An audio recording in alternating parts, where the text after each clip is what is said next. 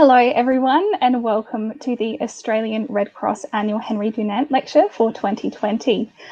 Just a few housekeeping things before we start. Please note that tonight's event is recorded and you are encouraged to ask questions by typing them into the chat function, which we'll pick up and we will ask to our guest on your behalf. And please make yourself comfortable and enjoy the evening. So my name's Anita and I'm a volunteer of the Red Cross, Chair of the South Australian Youth Advisory Committee and a member of the SA Divisional Advisory Board. I would like to acknowledge the Aboriginal and Torres Strait Islander peoples as the traditional owners of the land on which we meet today. I'm located on the country of the Kaurna people here in the Adelaide Plains, and I would like to acknowledge their deep and spiritual connection to this country and pay my respects to elders past, present and emerging. I would also like to extend my respects to the traditional owners of the land from where you are joining this live stream today. 2020 has been a tumultuous year for us all, and in Australia, we have felt the effects of the intense bushfires, drought and the COVID-19 pandemic, and Red Cross people have provided support to communities affected in a number of ways. The pandemic has brought with it many humanitarian challenges, and the resilience of our Australian Red Cross people to continue to provide humanitarian support in crucial times of need this year has not gone unrecognised. On behalf of our National Society, we are immensely honoured to have a speaker of such stature for our annual Henri Dunant Lecture this year. The Red Cross was born in 1859 when Henri Dunant came upon the scene in the Battle of Solferino, where many men lay dead or dying on the battlefield.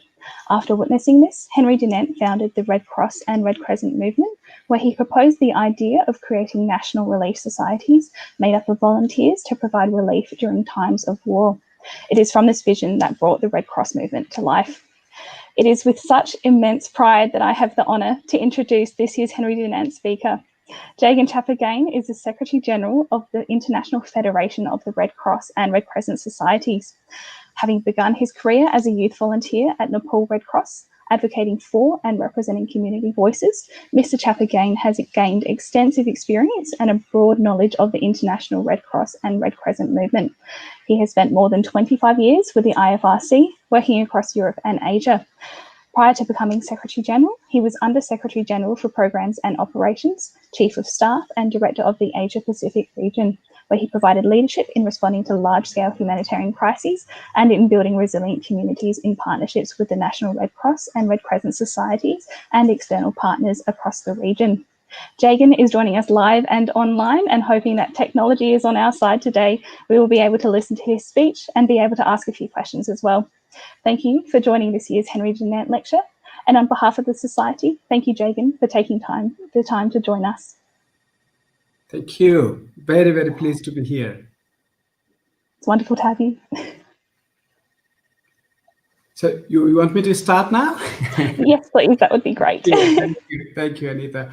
My dear friend Ross Pinney, the President of the Australian Red Cross, the Chief Executive Officer Kim, colleagues, friends, Australian Red Cross Board and Council members, and all the volunteers joining us today.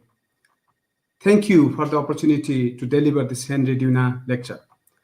It's truly an honor to speak at an event named after the founder of the Red Cross and Red Crescent movement.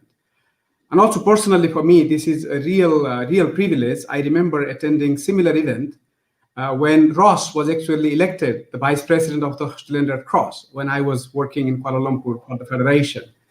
And now after a number of years, when Ross is the President, I have this honor to deliver the Henri Dunant lecture. So I truly feel privileged, and thank you for having me here. And Anita, thank you for that lovely introduction. It was so nice that I almost didn't recognize that it was me you were talking about. So thank you so much. I'm really energized to see volunteers from across Australia joining this event. You, the volunteers, are a primary inspiration for the International Federation of Red Cross and Red Crescent Societies, and I look forward to engaging with you today. As someone who started his own Red Cross journey as a young volunteer in Nepal Red Cross, I continue to draw my strength and motivation from the incredible contribution and sacrifice 14 million volunteers make every day around the world. The Australian Red Cross is an important and highly valued member of our federation. It's a key contributor to IFRC's emergency response and our governance structure, You play a major role in shaping our Federation's humanitarian policy and the work globally, and even more so during this COVID-19 pandemic. In your own region, Australia Red Cross has been a good friend and peer to national societies in the Pacific and beyond. You have supported their capacity development, financial sustainability, and disaster risk management at a time when many national societies face reduced domestic income due to the pandemic. Friends, 2020 has been an extraordinary year, unlike no other in recent memory. The COVID-19 pandemic continues to affect every aspect of people's lives, and it is far from over. Many countries are experiencing a second wave of the outbreak. Here in Geneva, we are in lockdown and almost every hospital bed is filled. The direct health impact of the pandemic has been immense, but it has also brought about tremendous social, economic, and psychological suffering. I know every one of us here today is personally affected by this crisis. Unfortunately, as you and volunteers around the world are experiencing firsthand, other disasters haven't stopped for the pandemic. Alongside COVID-19, Australian Red Cross volunteers and staff have worked tirelessly to support vulnerable communities in the face of consecutive bushfires, drought, and other climate-related disasters. Last week, we launched our 2020 World Disaster Report, which shows that extreme weather-related disasters are increasing in frequency and intensity everywhere. The report emphasizes the urgency of the climate crisis as a more significant challenge for humanity than even the COVID-19 pandemic. But this is not a question of either or. We have no choice but to tackle both the crises, the climate and COVID-19 pandemic, together, as you have been doing this past year. I know many of us feel work exhausted. There is a heavy sadness for our personal losses and concern for our friends and family. We mourn those who are sadly no longer with us and stand in solidarity and empathy with those who have lost loved ones.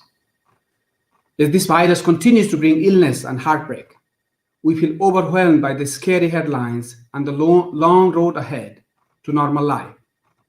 But even in these dark times, there are stories of hope.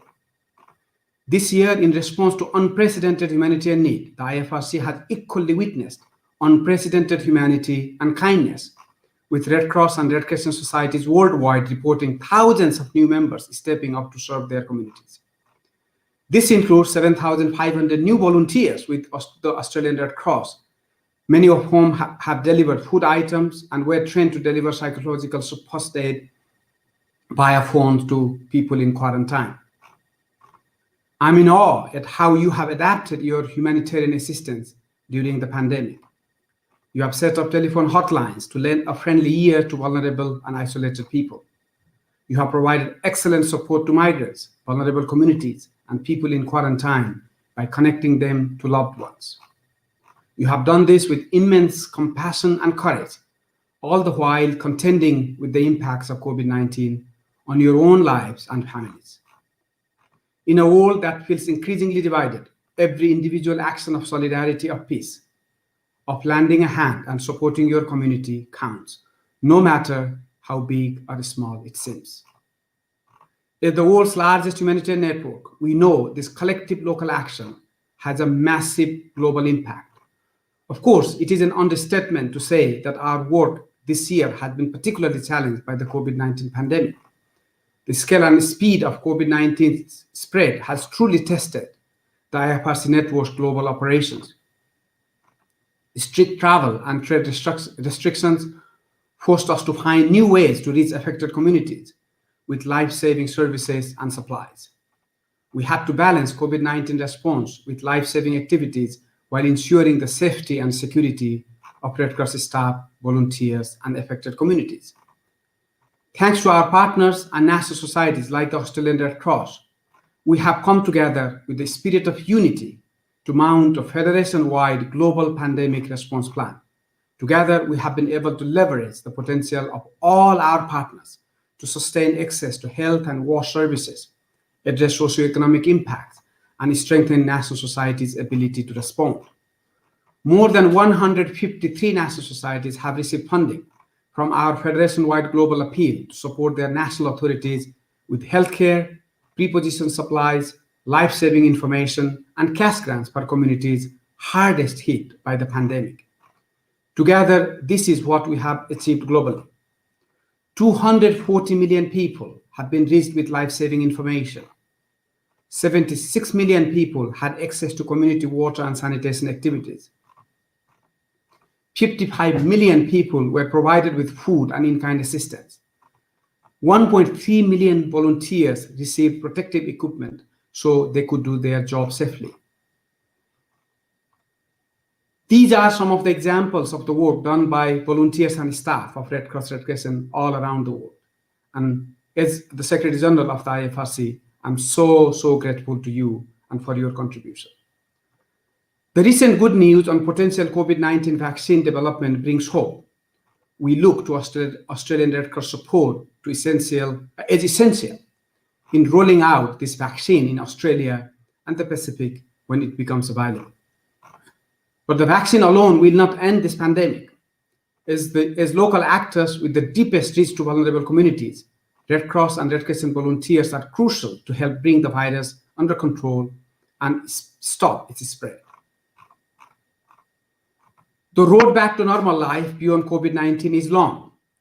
We need this spirit of volunteering more than ever, from the young and the old. Previous pandemics, like the one in 1918, fundamentally changed the world. And this one will also likely bring about changes in our personal ways of life, as well as how the broader world operates. IFRC is working with national societies to capture the innovation and solutions that our volunteers offer to overcome the big challenges ahead. We will continue to support our volunteers and ensure their full and active engagement in our work worldwide.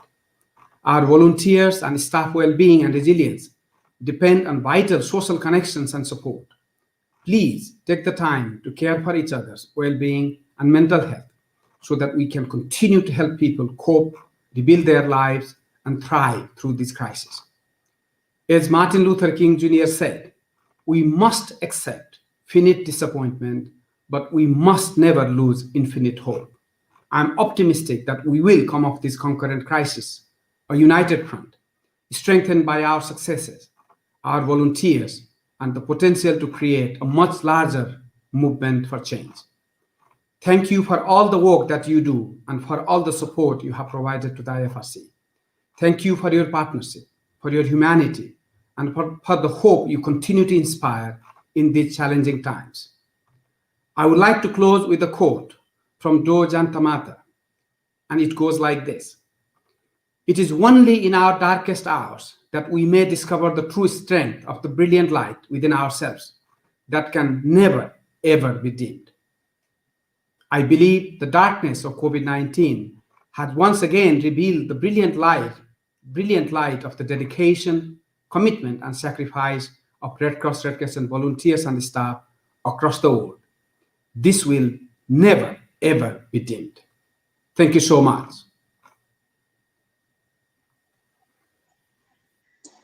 Thank you so much for that, Jagan. I really appreciate how you brought the Australian context in with the International Federation of the Red Cross, and they were really great insights. We have a few questions from the audience. So I'll start with this one. You're in Geneva and Europe has suffered from COVID in particular. What is the picture like there at the moment?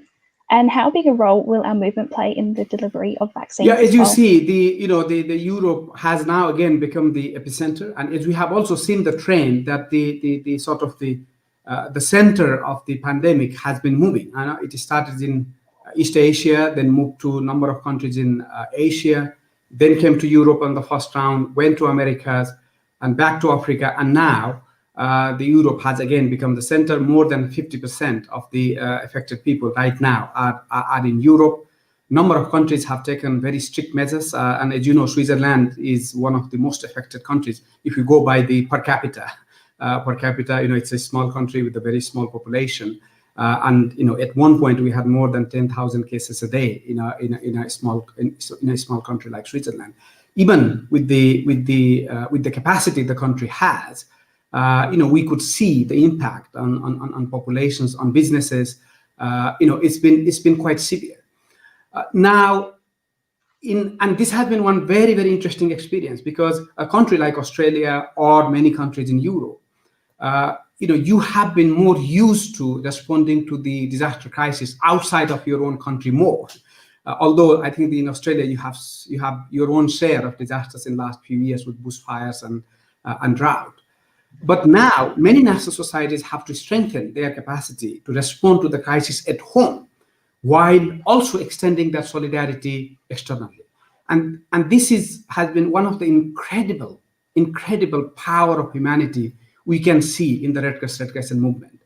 We continue to demonstrate that global solidarity, while we are also scaling up response in our respective countries. And I'm so grateful for the leadership the national societies have provided. I think on the vaccine, we have been in close contact with the organizations like the Gavi, the Vaccine Alliance.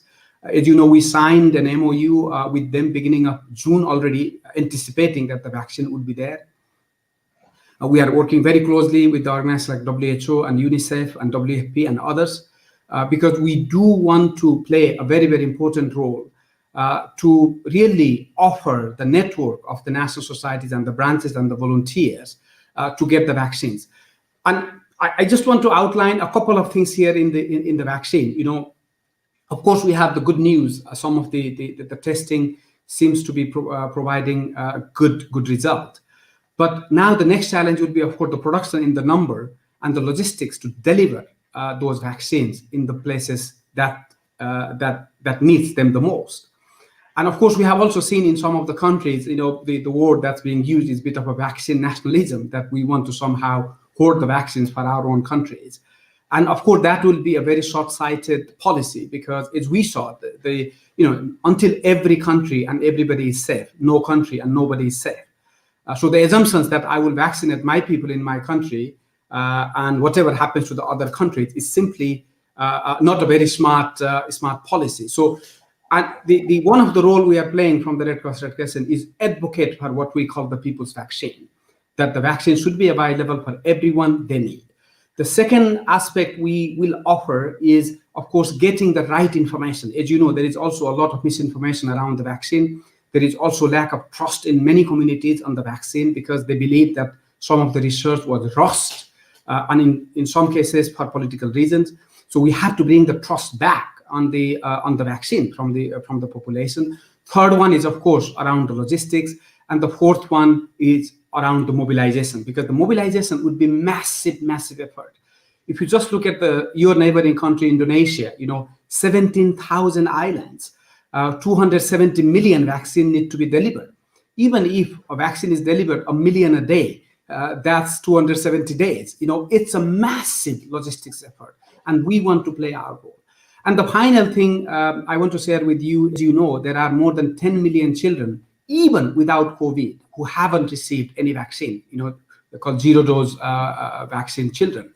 And we are also working to offer our support to reach those zero-dose children, because in 21st century, more than 10 million children not having any vaccine is something that should not be acceptable. So we are working very closely, both on advocacy side, preparation side, and once ready to mobilize our network. Thank you for those insights, Jagan. That was really incredible into how the movement is thinking forward about vaccines. So I have a question about the bushfire response, as you mentioned. We expect that climate-related disasters like this to increase in their frequency and intensity in the future. What is the movement's position on climate change? You are absolutely right, and the World Disaster Report we just launched shows that unfortunately the frequency and intensity and also the strength of the climate-related disaster is going to continue to rise, at least in the immediate future. So from the Red Cross Red Crescent point of view, as you know, our strategy 2030, the federation-wide strategy that was approved just a year ago here in Geneva, puts the climate change as the #1 global challenge that we face. I have also been saying that in many ways, the climate change is a bigger crisis that will have a bigger profound impact on the world than even the COVID-19 pandemic. And as I've also been saying, that unfortunately for climate change, there is no vaccine. There is no vaccine we can develop to address the climate change. So this is a number one top priority for us as a global federation to make our own contributions. And not only on mitigation, as you know, a lot of the focus is around the mitigation, reduction of the carbon emissions and things like that, which is very important. But unfortunately, the climate change has already happened. The number of disasters are already increasing. Bushfires are increasing. Floods are increasing. So we also have to invest on adaptation.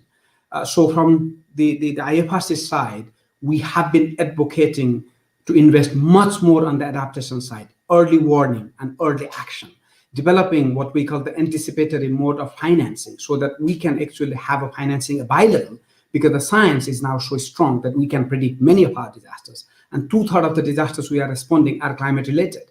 So that means we can predict many of these disasters. So we are developing our capacity to provide that anticipatory funding to the communities beforehand so that actually we can save life and livelihoods.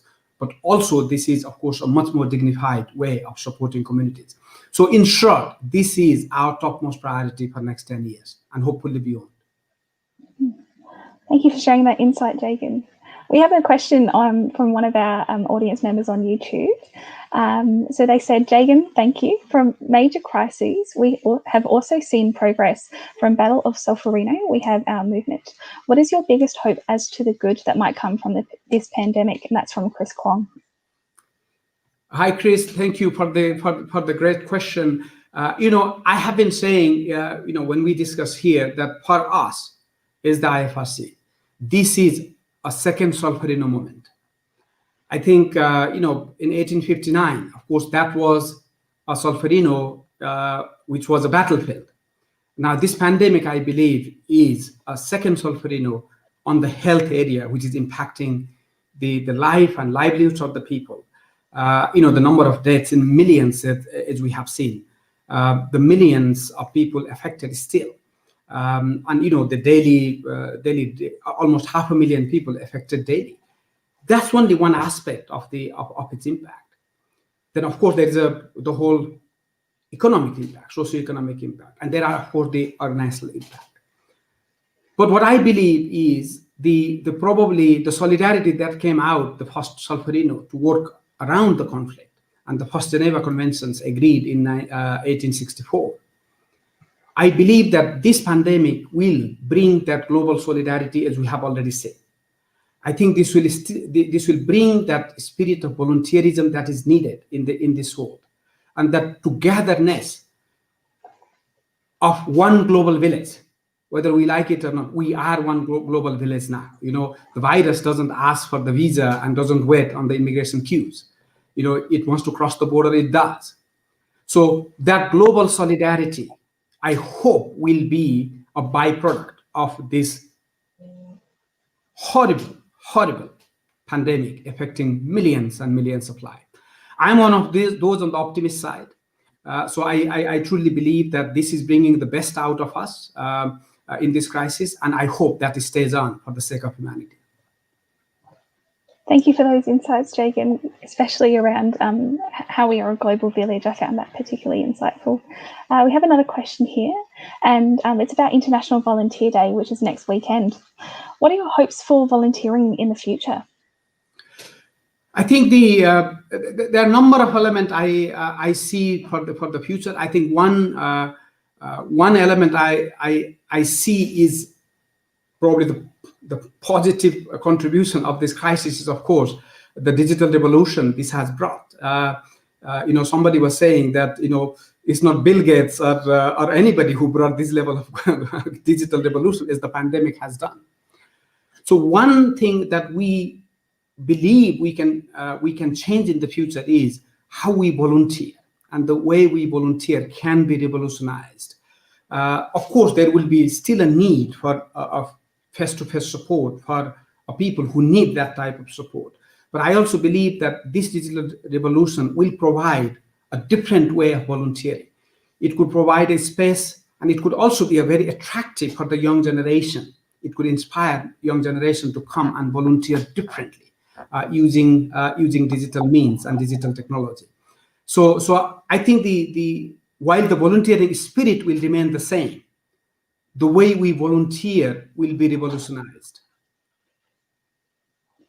That's brilliant, Jagan. And I think the nature of our chat today has shown us that, yes, volunteering is definitely changing into the future. And yes, we also have Ross Pinney here, the president of the Australian Red Cross, who has a question. He's joining us on screen. Hi, Ross. Hi, Jagan. I'm so pleased to be able to join you. Thank you so much for joining us today, and I've really enjoyed listening to your comments and your inspirational thoughts. I've got a bit of a broad question for you about yourself personally. What's your vision of success for the movement? I think for me, as you see, if we look from the 1859, when the Battle of Solferino happened, and 1863, when the ICRC got created, and 1919, after the end of First World War and the post-pandemic, the IFRC was created. And then, of course, now we have reached 192 national societies and close to 170,000 units of the branches of those 192 national societies. If we look at the history of the Red Cross Red Crescent movement, it's been created building around the complementarity of the ICRC, the strength around the Geneva Conventions, and the unique role in the conflict and the IHL, the places of detentions, and ability and really to get the IHL not only at the national level, but really at the working level around the world. Two, the work of the national societies who actually then connect that local to the global. And then the federation that provides that platform for 192 national societies to come together. So for me, the success of the future of the movement is that in this complementarity, we bring the best out of each of us. We empower each other. We support each other, because we have our strengths. That's rooted in our history, and that's rooted in our mandate. So they're changing that spirit of sometimes competition to the spirit of togetherness, spirit of solidarity, and spirit of empowerment with our respective complementary strength and mandate. So for me, that's the success I see. And if we do that, Ross, and I absolutely believe we can achieve that in the next few years, we will have very, very strong red pillar, which is credible, which is respected even more than now, to provide a neutral, independent humanitarian action globally. And I absolutely believe in that. And I'm 100% committed to contribute towards achieving that. Thank you. Thank you for those insights, Jagan. That was incredible. And thank you so much for taking the time out of your very busy schedule to join us here today. I think, do we have any more questions, Ross? No, I think that's about it. Anita, it's probably time to wrap up. No problems. Well, yes. Maybe before we wrap up, Ross, I really, really want to thank you personally, of course, all my friends and colleagues in Australian Red Cross, but you personally, as I have known you for so many years, yes. And you have been such a great supporter and mentor for me. So I really, really want to thank you. Thank you, Jagan. Thank you for your kind words. And thank you, and we wish you all the very best in your leadership of the Federation. Yes, very much. And I'd also like to pass on my thanks as well. I particularly enjoyed your insights into your hope for the future and how we're a global village and how every individual action towards peace and communities counts. So thank you to all of the volunteers and members and staff who have joined us for this live stream today. It's the end of a very long week, and your contributions have made this session even more special. And I would like to pass a movement of thanks to Jagan as well for sharing your messages, and a big thank you to the IFRC as well for supporting us and the Australian Red Cross more widely. Thank you. Thanks, Anita, and can I add my thanks to you, Jagan? Fantastic. Great to see you again. Look forward to seeing you in the flesh soon, I hope. And can I just say, Jagan, a huge thank you to Anita. What a fantastic job you've done, Anita.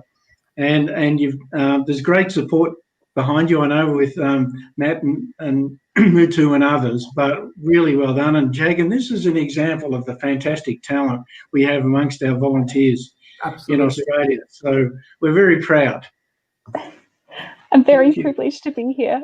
It was an incredible opportunity, and thank you again, Jagan. Thank you. Thank you so much. Thank you. Pleased to be here. Thank you. All the very best. We wish you well. Thank you.